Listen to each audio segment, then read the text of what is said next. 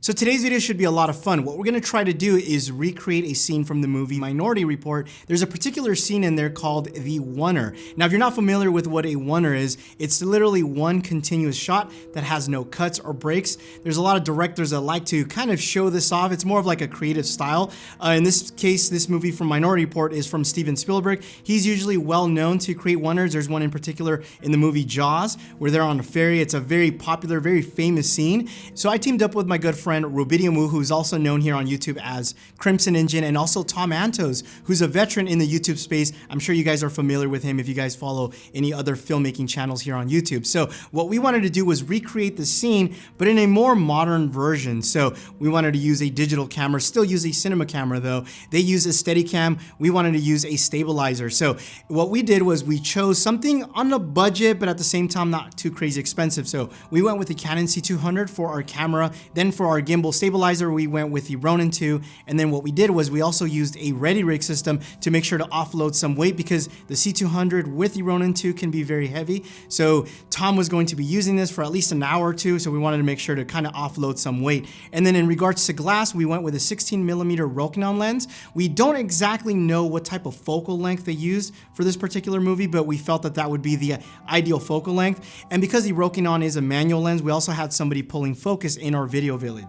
Now, the scene itself isn't overly complicated per se, but it does come with some challenges. So the scene itself starts with Tom Cruise power walking into an elevator, and then as soon as the doors are about to close, Colin Farrell sticks his hand in there, and they have kind of some exchange of words, and then things start to get a little intense.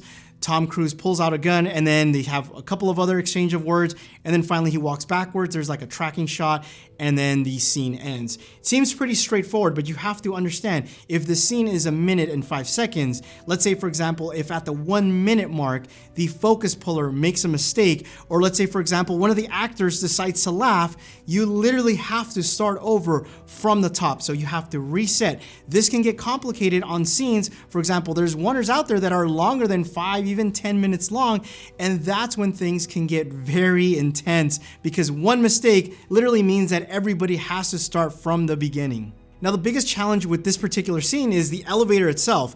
Trying to find an elevator that we can use and tie up for at least an hour or two in a public space was just not going to happen, which meant that we had to rent a soundstage. And if you've ever rented a soundstage before, typically you have to rent it for a block of, let's say, 4 or 5 hours minimum. And that means that each soundstage, depending on the size and how much you're going to utilize, can cost anywhere from $300 to $1,000 an hour. It can get very expensive, so we had to be there in and out. So lighting was very crucial for this project, and we used some of Intellitek's lights because they have these small LED panels that we were able to easily rig up on top of the elevator scene and also around the set. You have to understand, because this is a one take, we don't have time to break things down, so everything has to flow really well. And Rubidium actually does a breakdown on the lighting. If you guys are interested in watching that, I will leave a link down below so you guys can go ahead and check out that video. So after about 30 minutes of rehearsing, making sure Tom knew how to navigate with the ready rig, mainly because we are in a tight area, so Rubidium had to make sure to spot them and also direct them as we were moving around in the elevator, and also making sure that our actors hit all of their marks, and even our focus puller, make sure his focus was on point. We finally went and shot about 10 sequences or 10 shots, and I believe like the 7th or 8th one was the one that we were all happy with. They all did a great job, and it was really fun to do. And this is what it looked like, comparing it side by side with the one from Minority Report.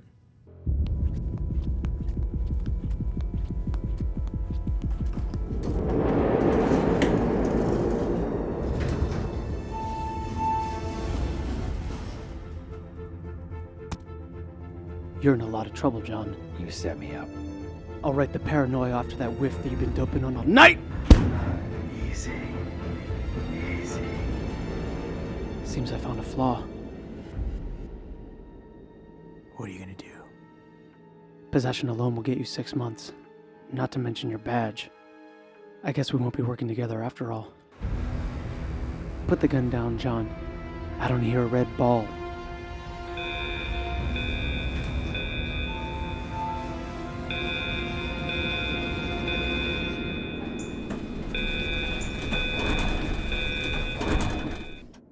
So right before we wrapped, we had about 15 minutes left before we had to break everything down and leave the soundstage. And I said to myself, you know what? Wait a minute, guys. Let's do something a little different. Let's kind of bring it down even further.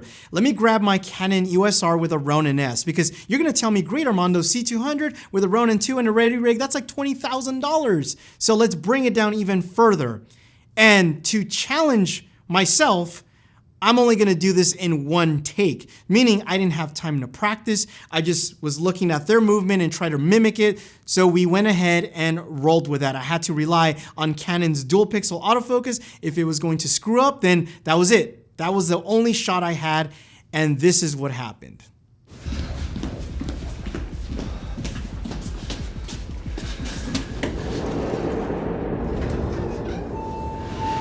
Thanks.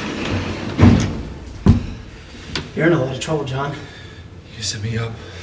I'll write the paranoia off to that whiff that you've been doping on all night. Easy. Easy. Seems I found a flaw. What are you gonna do? Possession alone will cost you 6 months, not to mention your badge. I guess we won't be working together after all. Now put the gun down, John. I don't hear a red ball.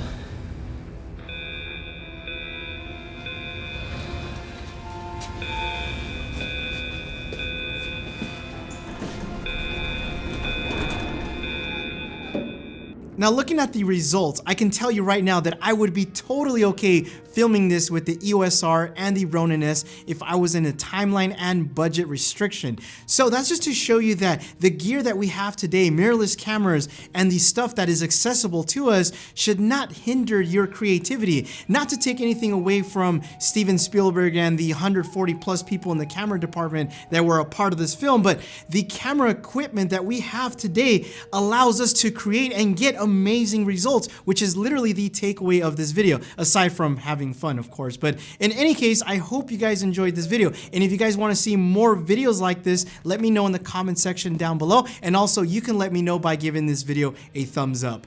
My name is Armando. Thanks again for watching, and you will catch me in the next one. Adios.